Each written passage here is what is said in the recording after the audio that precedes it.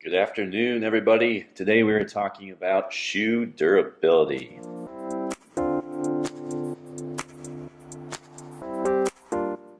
Okay, so we got a handful of my favorite shoes lined up here. And what I thought would be kind of fun to do for this video is walk you through the durability and the wear of each one, because all these shoes I've had for quite a while.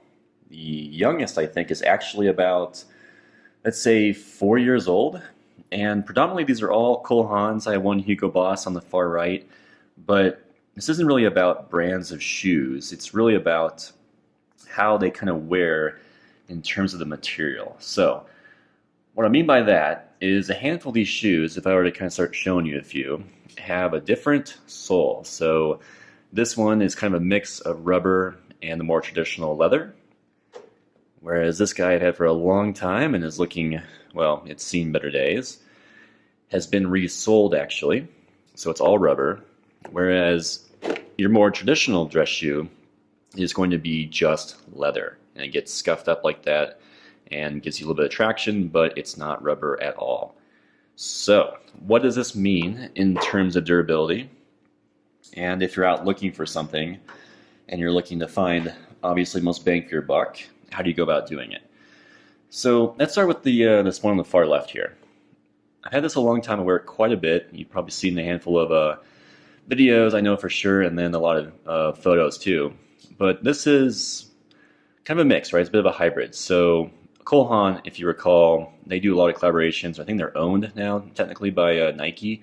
And so we see a lot more kind of rubber and almost kind of athletic shoe innovation coming out of them. So this one's a good example where we have a little bit of rubber to kind of help with traction and tread there, yet it's still kind of on a background, so to speak, of that traditional leather. This is worn pretty well, to be honest, real minor wear here and there, otherwise really, really good. And I guess I don't wear this, I don't have as many steps, I should say, on this shoe as I do the other guys. But this hybrid approach works pretty well. And in the rain, this is pretty good actually. I don't slip around. Now, this shoe, honestly, we're probably looking at 8-9 years maybe. And it's probably time to get tossed. But for many years, this was my workhorse. I wore this maybe 3-4 days a week when I used to work in an office environment. And it used to be all leather. You can kind of see there. The Cole Haan has been covered up. You can only see the beginning of the C and the Cole there. And in place of it was this Vibram sole. So what I did is after a while, this sole, the leather part, wore away. It had a hole in it, a physical hole, and water was getting in. And instead of just throwing the whole shoe away, I took it into a cobbler, and the gentleman helped me resole the shoe. So you can definitely do that. If you think that the rest of the shoe is in great shape, looks good, feels good, there's no reason to really toss it, because the sole can actually be replaced relatively easily. This was a number of years ago, but I think I spent about $50 to have this done. So certainly cheaper than a whole new pair of shoes. Now, this boot, I've done a couple episodes earlier on. Nice looking boot, Wingtip, very cool. All rubber tread.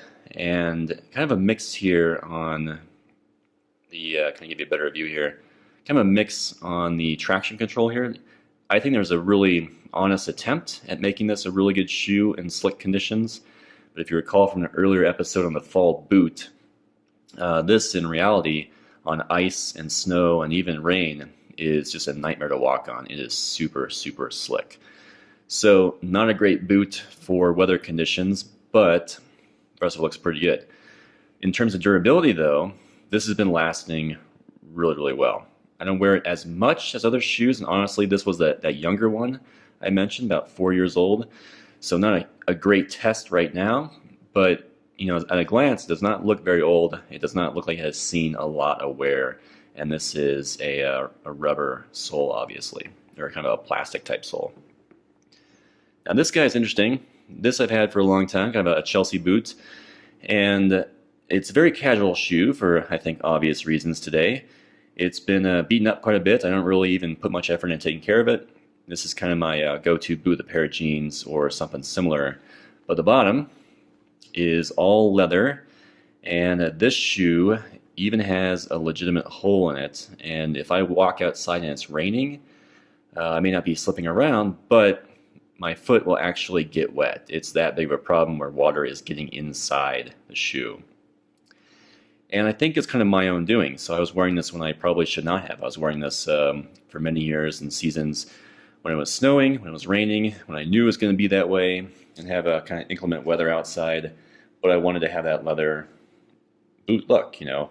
And so what would be great here would be kind of a more of a boot approach where I had some tread, had some kind of rubber sole. So not sure what I'm going to do with this. I think it's honestly nearing the end of its life, or I'm going to go get it resold and see what they can do. But that can definitely happen on leather shoes. Now in comparison, this is my dress shoe. I wear this to, you know, if I'm attending a wedding or nice events. And although it's a little in need of a shoe shine at the moment, it is my basic black dressy shoe. So that also means that it is very traditional, and it is just a leather sole in the bottom. So like a lot of shoes that you buy, you're probably aware, when you get them in the store, say the department store in the mall, they look really beautiful on the bottom. There's no scratches whatsoever. They've only seen the inside of a shoe box. It's all that nice, whether it's black or brown or whatever. It's just a nice looking leather sole. And then you almost hate to take them outside in the parking lot and wear them out of the store, because the moment you do, if you walk on some besides carpet, for instance, what's going to happen? They are going to start getting scuffed. And that's totally normal. That's just part of wearing shoes, obviously. But with leather shoes, it's a trade-off, because you get that nice look and honestly kind of a sound when you're walking. But if it was pouring rain outside or snowing or icy, just what happened to this boot will eventually happen to this shoe if I'm not kind of aware of the surroundings. Because it is just leather, and over time it will kind of soak up water and cause problems. So it comes down to the use, right? If you're going to be outdoors and it's kind of a messy environment, you definitely need to wear something that's got a rubber sole to it, something that's kind of beefy and not going to wear down. And office environment, you can stick to the more traditional leather approach. And sometimes there's some clever alternatives where there is kind of a hybrid that, in my experience, has worked pretty well. But remember, you know, when you get new shoes, it is, you know, they're only shoes. And so rain boots, for instance, were created for a reason, because they're all plastic and they're not going to have a problem with the moisture. But other shoes might. So I hope this helped to kind of take you through a handful of examples. I think these shoes have done a lot of good for me, and walked a lot of miles in them for sure. But, you know, sometimes things wear down, and other shoes and maybe certain brands do better than others. But regardless, when you're out shopping, shoes are expensive. There's no getting around it. And you can definitely put in more money and get a pair that will last you a little bit longer, but it's still a trade-off. It still depends on the material. So, what do you guys think? Do you have some shoes that have held up exceptionally well over the years? And I'd be curious to hear from you. Why are they so durable, or why not? All right, thanks for your attention. It's kind of a long video, but I hope we got something good out of it. And if you have not subscribed, please do so. More videos coming. We'll be approaching episode 200 before you know it, so it'll be a fun ride. Stick around.